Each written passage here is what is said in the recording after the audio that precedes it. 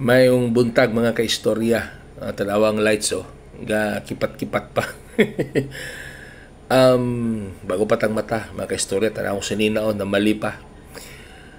Nalang ko'y gamay nga iistorya ba, kinibitang natay mga kaila nga grabe kayo sila ka health conscious nga halos wala na sila pwedeng kaunon nga pagkaon.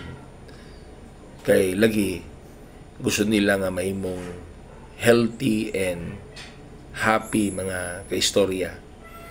Pero I don't know kung ingon ana nga konsepto sa pag diet nga halos wala na kay kaunon. I don't know kung maka-happy pa ba na siya mga kaistorya. Kay kung yun ana manggod nga dili na ka mukaon sa halos tanang pagkaon kay ang imong pagtanaw makadaot, I don't know if maka-happy pag po na sa imong mga istorya nga kung na mga events na birthday, na dibu or any celebration mga kaistorya, di ba? Labi na dili sa Pilipinas nga kada celebration kaon yun. Nga kung imbitahon ka, di na ka ma-excite, di ba?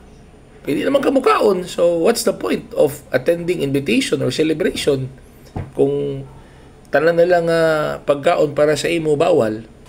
Para sa mga kaistorya, dili siguro kanang di na lang yung kamukaon. Ba? Para mag-enjoy po ka, kaon nun siguro nimo tanan. Pero, dili lang nimo palabihan. Di ba? Kay, ang sobra, mo may makadaot. Pero kung tama-tama lang, di man siguro na makadaot mga istorya.